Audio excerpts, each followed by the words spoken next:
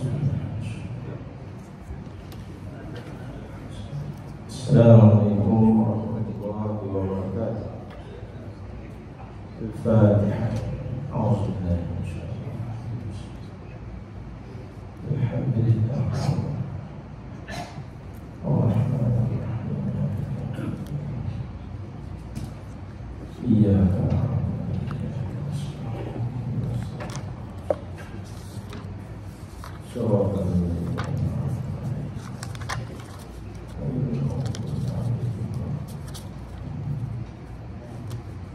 Alhamdulillahi Rabbil Alamin.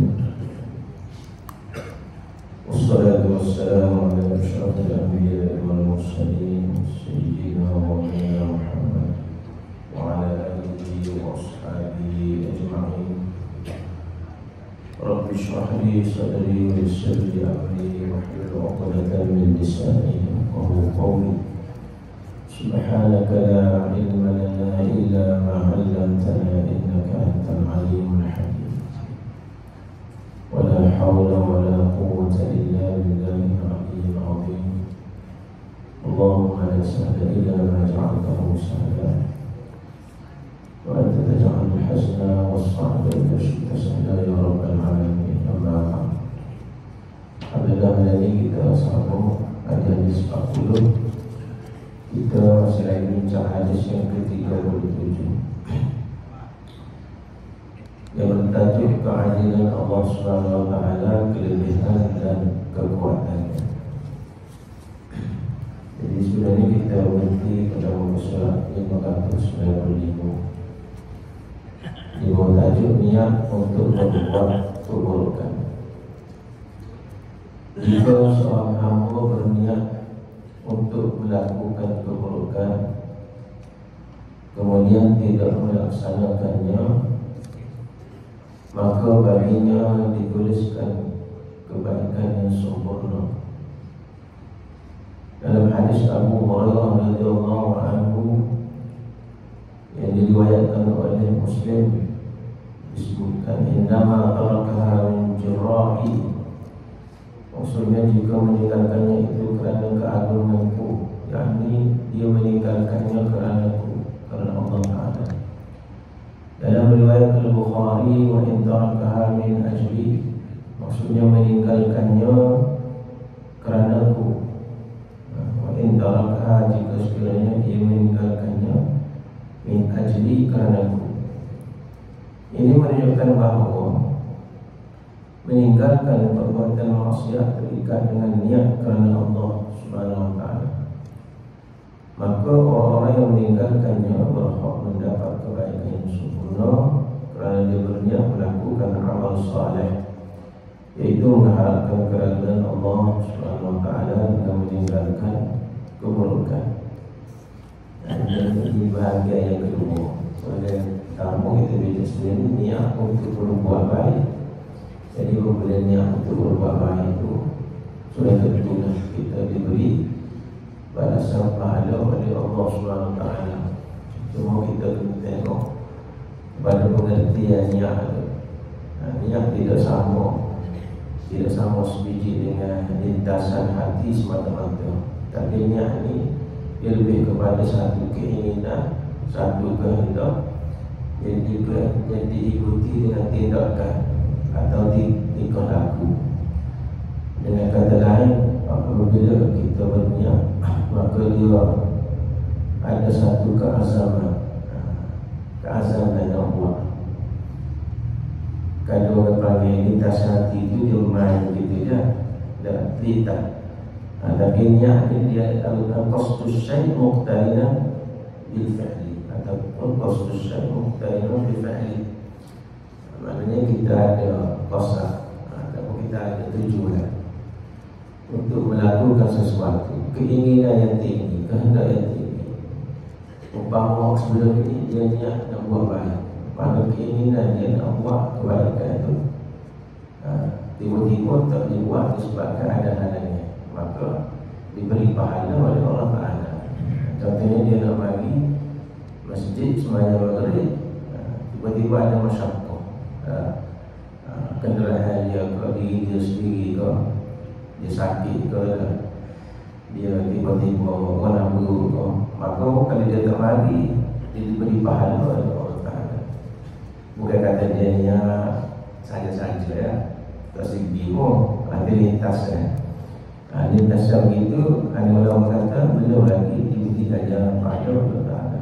Jadi begitu juga dengan niat nak melakukan keburukan, niat nak melakukan keburukan, kemudian dia tidak melakukannya, maknanya dia tidak melakukannya dulu, dia kena berniat. Dia niat tak buat tu sebab dia taat kepada Allah, dia takut kepada Allah Ta'ala, bukan sebab lain. Gitu. Maka diberi pahala oleh Allah Ta'ala. Maknanya kena pasal niat itu. Di situ penulis kita beritahu niat untuk tinggal tadi, apa dia niat tadi. Dia niat nak buat jahat, tiba-tiba dia pun tukar niat dia kepada meninggalkan dan buat jahat tadi. Dia niat nak pergi minum air, tiba-tiba dia pun takut Allah Ta'ala, dia niat nak tinggal benda itu, maka niat untuk tinggal tadi jadi amal soleh. Jadi amal soleh, kita meninggalkan larangan Allah SWT itu adalah amal soleh. Maka ayatlah dia diberi pahala oleh Allah SWT. Tapi kalau dia niatkan lain, tak boleh. Adapun yang meninggalkan keburukan setelah sebelumnya berniat untuk melakukannya kerana ia takut kepada makhluk atau kerana seorang wanita, maka ia tidak berhak mendapat kebaikan. Bahkan dikatakan bahawa dia dihukum kerana meninggalkan perbuatan tadi atas dasarnya tersebut. Ini ada kan dia tinggal tadi sebab takut kepada makhluk, takut kepada, ataupun kerana seorang wanita, dia nak pergi buang maksiat di pantai contohnya, ada dengan niat ada bawa puan naik kereta, tiba-tiba mari mencegah maksiat, tak jadi, berhenti, tak daripada gitu, daripada itu sebab orang dia tak buat tadi sebab orang, bukan sebab dia niat nak tinggal. Itu maksud saja. Kalau kita perhatikan ayat mula-mula tadi, mudah adalah gitu. Ayat pakatnya nak buat jahat pada tak jadi, tak buat, tadi tak boleh berada. Hal itu kerana dia lebih mendahulukan takut kepada manusia daripada takut kepada Allah SWT. Dan perbuatan tersebut hukumnya haram, jadi haram pula. Bukan tadi adalah haram tak betul dah. Kemudian dia niat tinggal tu, niat tak buat tu kalau makhluk, jadi haram pula. Itu dipanggil amalan hati lah. Demikian pula niat untuk riak kepada manusia, hukumnya haram. Apatah lagi dia niat tu nak tunjuk-tunjuk kau. Niat tak saya buat kejahatan atas dasar nak tunjuk kau kan. Nak tunjuk dia jom dia jadi karya. Pada kaedah yang lain kata tarkul ibadah khaufan min ar-riya'i wa 'ainur riya'. Itu jenis tinggal benda jahat, tinggal benda molek. Dia kata aku tak faham, tak segi apa, aku takut jadi riya. Itu juga riya. Tarkul ibadah khaufan min ar-riya' wa 'ainur riya'. Dia ni bukan maju, orang kata apa tak segi sikit, aku tak segi sebab aku takut jadi riya. Maka itu sudah jadi riya. Sebab dia niat tadi bukan kerana Allah Ta'ala. Qadiyah membenarkan pembatasan hadis Ibnu Abbas radhiyallahu anhu ini dengan hadis Abu Hurairah radhiyallahu anhu. Al-Hafiz Ibnu Hajar berkata, ada kalanya dipandang sebagai sebuah kebaikan orang yang meninggalkan keburukan tanpa menghadirkannya. Namun kebaikan di bawah kebaikan yang lain. Kebaikan meninggalkan keburukan istilahnya kerana Allah Ta'ala. Sesuai dengan sabda Nabi, innamal a'mal binniyat, segala amalan itu disertai dengan niat. Apatah lagi amal yang wajib fardu, maka wajibnya meninggalkan kejahatan juga adalah tuntutan perintah, maka kena niat juga. baru dapat pahala. Dan jika perbuatan dan sunat, maka sunatnya macam makan, minum, pakai, dan berniat perkara yang haram untuk menjadi halal, jadi halal juga. Dia ambil botol air sebotol, dia punya air zam-zam, jadi halal walaupun dia yang halal. Ataupun dia ambil air mineral, dia punya air tak boleh.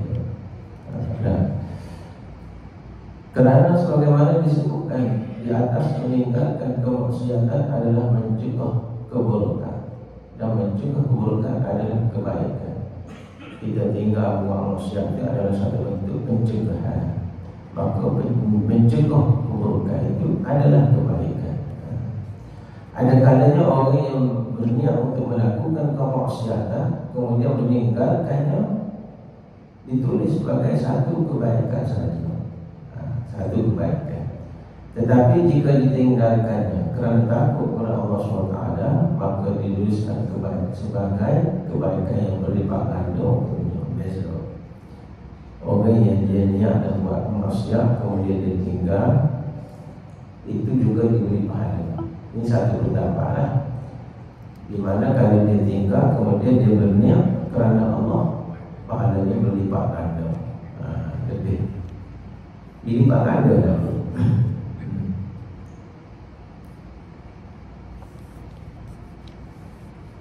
Al-Khattabi berkata, dituliskannya kebaikan atas orang yang meninggalkan keburukan. Tulis pahala lah. Manakala orang tersebut mampu melakukannya, kemudian meninggalkannya, dalam keadaan dia boleh nak buat, tapi dia tak sesti buat. Dan atas pilihan dia, bukan kerana siapa-siapa, kerana dia takut pada Allah. Dia duduk dua-dua orang dah. Kalau dia nak berzina boleh dah, tapi disebabkan dia takut, dia tinggal. Dia mampu dia nak buat, tak ada orang tengok dia. Itu ditulis kebaikan oleh Allah. Kerana manusia tidak dianggap meninggalkan keburukan kecuali jika dia mampu melakukannya. Termasuk dalam kategori yang tidak mampu melakukannya adalah yang keinginannya terhalang oleh suatu penghalang, seperti seorang lelaki yang datang kepada seorang perempuan untuk berzina, namun mendapati pintunya terkunci dan dia tidak mampu membukanya. Maka dalam ini tak ada pahala, sebab dia tak boleh buat itu bukan sebab apa, sebab terhalang. Kalau terkunci uang, gitu. Dan ditinggal sebab. Dan benda ini dinyatakan oleh Nabi dalam satu kisah tersebut, "Iza tawajjaha al-musliman bisayfihima fal-qatil wal-maqtul fi an-nar." Qala faqultu aw qila ya Rasulullah hadha al-qatil fama bal al-maqtul? Qala innahu qad arada qatla sahibihi. Nabi sebut apabila dua orang Muslim, dua orang Islam bertemu dengan pedang mereka, ada dua orang Islam, dia berbalah, pakai bawa senjata, pedang kau, pistol kau, parai kau, ikutlah, kerik kau. Zaman dulu bawa kerik tak? Ini bengkeng kan bawa kerik. Betul tak? Balah. Zaman ni balah ada. Kalau kita baca berita hari dua ni, selagi kena tikam, kena katok, kena tembok lah. Sebab cemburu. Dia nak ke perempuan tu, perempuan tu tak asyik ke dia, boleh ke orang lain, hanya tikam, ya, tikam mati, tikam kena tutup, putus tangan, putus waktu. Nabi sebutkan dua orang Islam dia bertemu dengan dua senjata, masing-masing pakai senjata. Fal-qatil wal-maqtul fin-nar. Maka orang yang membunuh, dia orang yang bunuh tadi berada dalam neraka.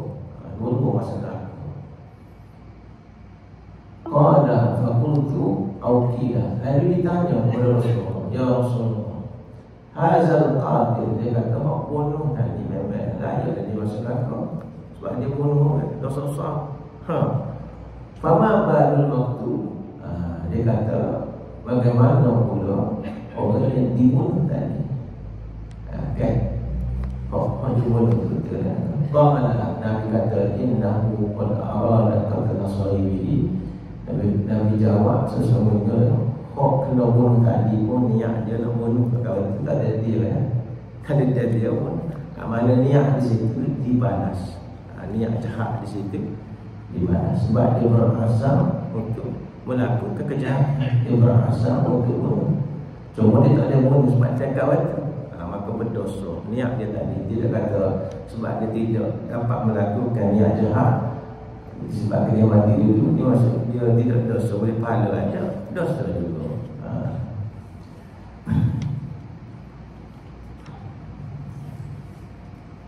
Jadi niat seorang untuk melakukan kejahatan juga dikira mendatangkan dosa. Sekiranya niat itu disertai dengan keazaman ataupun kesungguhan dan kemahuan yang tinggi. Cuma dia terhalang untuk melakukannya disebabkan sesuatu yang menghalang. Kalau tak terhalang, dia buat. Maka berdosa juga yang dia tadi. Keutamaan yang agung, al-fadl al-azim, kurniaan. Dalam riwayat Muslim terdapat tambahan, "Au mahaha Allah Ta'ala wa la yahdiku 'ala Allah Ta'ala illa halik." Maksudnya Allah SWT menghapuskannya dan tidak binasa di sisi Allah SWT kecuali orang yang binasa. Ini menunjukkan atas kurnia Allah Ta'ala yang agung, kerana dia tidak akan mencampakkan seseorang ke dalam kebinasaan kecuali orang itu sendiri yang menjerumuskan dirinya kepada kebinasaan, melampaui batas, berani untuk melakukan keburukan dan berpaling dari kebaikan. Segala-galanya duduk di dalam tangan kita. Pilih hamba. Kita nak pilih buat baik ataupun buat jahat. Itu pilihan kita. Sebab itu Allah Ta'ala kata wala tulqu bi aydikum ila tahlukah. Jangan sekali-kali kamu mencampurkan diri kamu ke lembah kebinasaan. Membinasakan diri kita. Artinya kita sengaja memilih untuk melakukan kejahatan, sedang Allah sudah melarang kita. Maka Allah sebenarnya tidak mencampurkan kita, sebenarnya kita sendiri yang mencampurkan diri kita ke dalam kebinasaan, ke dalam dosa tadi. Oleh kerana itu Ibnu Mas'ud berkata, celakalah orang yang kejahatannya yakni hanya ditulis satu saja, mengalahkan kebaikannya dan ditulis 10 kali ganda. Apa maksudnya? Maksudnya orang ini banyak buat jahat daripada buat taat. Sedangkan Allah Ta'ala beri dosa tu untuk kesalahan, dosa. Buat baik sekali Allah Ta'ala bagi 10 pahala. Tiba-tiba orang itu banyak dosa lagi.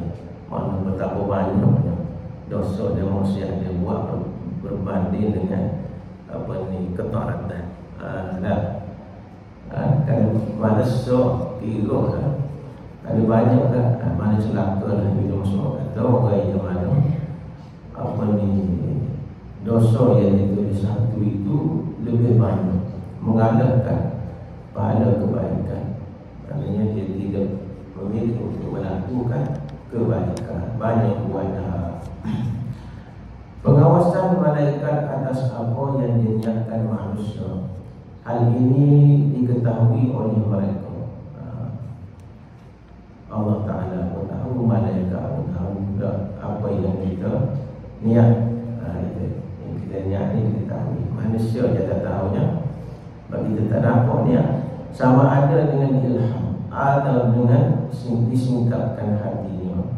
Dikatakan bahawa malaikat mendapat bau yang busuk dari niat yang buruk, dan mendapat bau yang wangi dari niat yang baik. Nanti ada satu lah Allah Ta'ala beri pecahan malaikat ni bau sedap. Kalau kita niat amal dan bau busuk, kalau niat buruk. Kemudian keutamaan ibadat puasa. Puasa adalah lebih unggul apabila dibandingkan dengan ibadat yang lain, kerana tidak ada yang mengetahui gandaran pahalanya kecuali Allah Subhanahu Wa Taala. Inilah salah satunya ibadat yang paling istimewa dalam kehidupan kita, iaitu ibadat puasa, di mana orang tak tahu kita buat atau tidak ibadat tadi kecuali Allah Taala.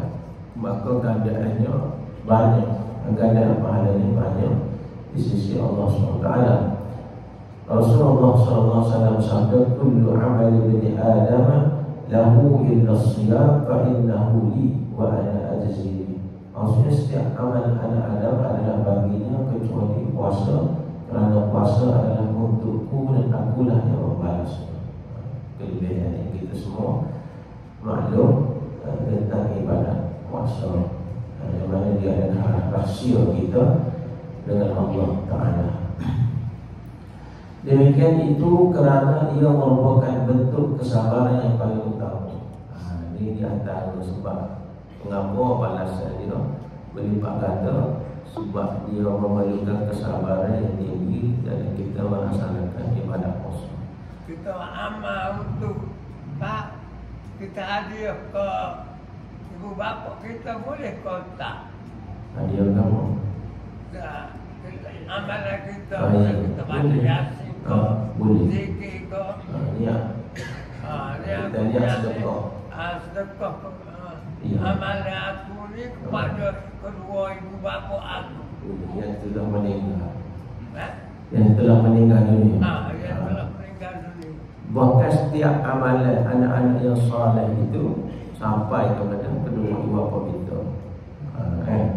Selesai kita, sahabat anda kita boleh juga. Iaitu khilaf di kalangan ulama. Ada setengah kata Mati sampai, juga dah. setengah kata tak sampai, kecuali doa. Doa itu sebab jelas daripada Nabi suruh doa.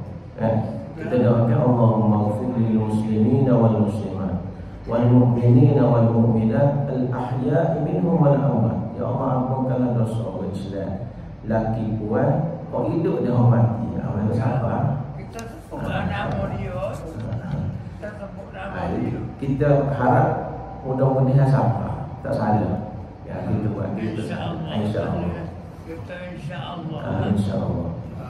Jadi Allah SWT berfirman, innama yuwaffas sabiruna ajrahum bighairi hisab. Jadi sebaik-baik kita nak tolong saya ini masih hidup. Ada yang mati tak, Allah ada. Begitu hari lain, kuakai lagi mana tak. Masa hidup ni, kalau nampak dia tak apa nak betul berjalan, dia pegang tangan. Tolong sekali. Usul akhaka zaliman. Nabi kata, tolong saya. Kok zalim ataupun tidak zalim, tolong dia. Ada. Kalau dia banyak harta, tak boleh banyak harta. Tapi tak kan, masih dia. Itu dia cari pahala yang mana. Ada. Di antara sahabat orang baik, dia tolong saya dia semasa hidup. Dan dia mati tak? Tak tahu dah. Lagu mana sana kita tak ada jumpa. Tapi saya niat gini minta Allah Ta'ala nak jumpa di negeri akhirat esok dalam surga. Okey. Innama yuwaffas sabirun ajrahum bighairi hisab. Ini firman Allah Ta'ala, sesungguhnya hanya orang yang bersabarlah yang dicukupkan pahala mereka tanpa batas ataupun tanpa hisab. Jadi mengapa pahala puasa itu dikatakan Allah Ta'ala beri berlipat ganda? Tak tahu berapa-berapa. Tak tahu berapa banyak, tak payah nak kira. 700, 800, 1000 dia tak sama di antara kita. Orang ni ikut Allah Ta'ala beri banyak-banyak.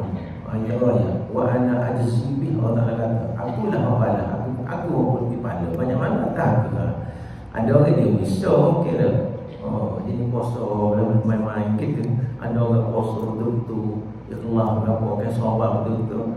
Dan berdasarkan ayat inilah yang dikatakan Allah Ta'ala begitu tanpa hisab tadi, sebab dia sabar dalam melakukan ibadat puasa tadi. Sabar menghadapi kelaparan, ada harga dan sebagainya. Sabar menahan diri melakukan maksiat suasana waktu puasa. Maka pahalanya di sini ajrahum bighairi hisab, balasan pahalanya tanpa hisab. Banyak. Jadi kalau kita nak jadi orang kaya dengan pahala, kena kumpullah pulau-pulau ini dah. Rahmat Allah Subhanahu wa taala. Kadang-kadang Nabi ni banyak tanya dia. Sesungguhnya rahmat Allah Subhanahu wa taala atas orang yang beriman sangat luas, keampunannya merata dan pemberiannya tidak terbatas. Allah Ta'ala sebut, Inna Allah khalaqar rahmat yawma khalaqaha mi'ata rahmat. Allah Ta'ala yang mencipta rahmat ini, pada hari dia menciptanya sebanyak 100 rahmat. 100 ni ada dalam kata dia nak beritahu kepada kita banyak. Tak setahu lagi tak. Misalnya dia curi fikir kita. Lepas tu kita salah. Sabar akhirat.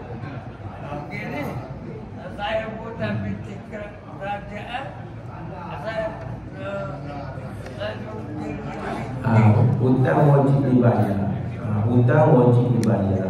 Jadi kalau orang hutang dengan kita, dia tak dibayar, kalau kita memaafkan dia lebih baik. Kita maafkan dia, kita halalkan sebab kita nak pahala dari akhirat. Kita tak sedia dunia. Saya bayar cash dia tak virus ni. Pasal saya kena bayar semula duit untuk kerja. Kalau kita tidak sesat dari dunia, kita akan bersoal jawab di hari akhirat. Yaumul hisab. Yaumul hisab. Inna Allah khalaqar rahmah yawma khalaqaha mi'ata rahmah. Allah Ta'ala mencipta rahmat ini sebanyak 100. Banyak. Fa'amsaka indahu tis'an wa tis'ina rahmah. Lalu Allah Ta'ala di sisi dia 99 rahmat. Dia tidak lepas semua. Wa arsala fi khalqi kullihim rahmatan wahidah. Allah Ta'ala hantar untuk semua makhluk dia, atas muka bumi ni hari ni, atas dunia ni, maksudnya hidup ni, satu je rahmat. Kalau kita boleh menyawa, kita boleh makan, kita boleh minum, boleh menapak, suruh bahagia, apa semua sekali itu rahmat Allah SWT. Dan yang paling besar ni kita dikurniakan keimanan, dianugerahkan hidayah dan Islam, iman. Itu adalah rahmat khasah tadi. Dan di situ juga kita berkongsi rahmat dengan seluruh makhluk. Semua orang-orang tidak beriman, orang bukan Islam, dipanggil Rahman, mendapat rahmat. Rahmat itu dalam perkataan Ar-Rahman itu ada rahmatnya. Bismillahirrahmanirrahim. Dengan nama Allah yang Maha Pengasih. Mengasihi itu Allah Ta'ala memberi rahmat seluruh makhluk dia, termasuk orang bukan Islam. Atau orang bukan Islam pun dia boleh hidup, boleh nafas, boleh minum air, boleh jadi kaya raya, boleh naik ke terbang. Kalau Allah Ta'ala tak boleh, tidak ada rahmat di situ, tak ada berdoa mana dia. Tapi yang paling istimewa Ar-Rahim tadi, kasihan belah Allah Ta'ala kepada orang beriman sahaja di dunia dan di akhirat. Di dunia kita ni dianugerahkan dengan hidayah, dengan iman, dengan Islam. Dan di akhirat Allah Ta'ala bagi surga. Orang yang tidak beriman, dia tak ada bagi dah rahmat sesa. Yang mana rahmat yang Allah Ta'ala simpan untuk beri kepada seluruh makhluk dia 99 hari di akhirat nanti. 99. Betapa Allah Ta'ala mengutamakan kehidupan akhirat daripada kehidupan dunia. Dunia ni cukup rahmat Allah Ta'ala. Kita tak habis nak nikmati, nak rasai dah dengan satu rahmat Allah Ta'ala beri tadi. Tak terhitung dah kesihatan kita dan sebagainya. Dia ada rahmat khas dan rahmat umum. Tadi kita sebut tadi, keampunannya merata dan pemberiannya tidak terbatas. Bahkan Allah Ta'ala utus Nabi kita pun adalah rahmat. Kita dah dengar mula-mula ni kan, wa ma arsalnaka illa rahmatan lil alamin. Tidak kami utuskan engkau wahai Muhammad melainkan menjadi rahmat untuk sekalian alam. Nabi kita sallallahu alaihi wasallam dah bagi rahmat kepada kita. Nabi sendiri tu dia diberi rahmat tu masa dia dalam perut lagi dah. Dalam perut ibu dia pun ada rahmat dah kepada ibu dia. Dan sehingga diceritakan ibu dia mengandung tak seru apa satu. Ibu dia melahirkan dia pun muda. Tak segala-galanya, tak ada pening, tak ada mabuk, tak ada ngedar, tak ada gapo. Semua tidak mengandung. Bahkan apabila melahirkan keluar cahaya, macam-macam kita dengar cerita kan. Kalau kita baca bersanji tu, ada macam-macam cerita tentang Nabi, kelebihan dan rahmat dia, sehingga dia menyenangkan hati orang lain. Ibu dia sendiri pun rasa senang dengan dia lah, tidak menyusahkan. Bahkan diceritakan apabila Halimah As-Sa'diyah, ibu susu dia pergi cari dia pun begitu juga lah. Dia cari anak susuan kan di Mekah, jumpa dengan Nabi kita sallallahu alaihi wasallam atas ketentuan Allah Taala. Juga di situ banyak cerita-cerita yang berkaitan dengan bagaimana rahmat Nabi kita sallallahu alaihi wasallam ke atas makhluknya. Diceritakan Halimah As-Sa'diyah bawa seekor unta guru. Belum unta dia, belum hijau tak cukup makan dia. Dikatakan tahun tu tahun ke-4, bawa seekor keldai nak pergi cari anak susuan di Mekah. Ramai ni kumpulan dia jujur. Halimah As-Sa'diyah kata dia ketinggalan sebab kenderaan dia ni slow. Untuk hendak mendekat sisi ni, tahu orang lain, tinggal orang lain segar-segar di mana setiap orang dia susah kan masa dia pergi sampai di Mekah. Diceritakan apabila sampai dia menikah rumah Nabi kita SAW, dia tanya khabar dia begini. Orang cerita tu anak yatim, pak kata saya ambil. Dia seorang tanya anak yatim tak sih? Dia kata majak lah, kalau kata-kata majak, ambil anak yatim tak sih, anak susu anak yatim tak sih, tinggal belakang. Hanya masalah hanya marinya utah nye. Dia kata utah nak muat dua betul seorang je naik keldai, jalan kata toroknya siapa tak dengar bunyi cerita khabar habis tu anak susu tak ada. Tinggal mana seorang je ada Nabi Muhammad. Dia tanya anak yatim. Ya, Allah mikir dia dengan suami dia nama Al-Haris, dia mikir ganda ni. Dia tanya suami dia, mana kita nak ambil kedua budak ni? Suami kata ambil, tak kita nak balik tangan kosong, mari jauh-jauh perkampungan Bani Sa'ad jauh, mari. Jadi diceritakan ada cerita masa Isa ni. Jadi dia pun ambil Nabi kita SAW dalam keberatan, biarlah majak lah. Jadi dia ambil hari itu buat kelip di perkemahan dia. Diceritakan Abdullah, dia bawa anak dia, anak kecil sembahyang dengan Nabi, Abdullah bin Al-Haris. Dia bawa sekali lah. Dia bawa anak dia ni tiap-tiap malam tak cukup susu. Hanya mau kata dia lagu susu dia tak lebih susu. Jadi sama kira malam-malam tak jangan tidur. Dia budak jadi macam tidur.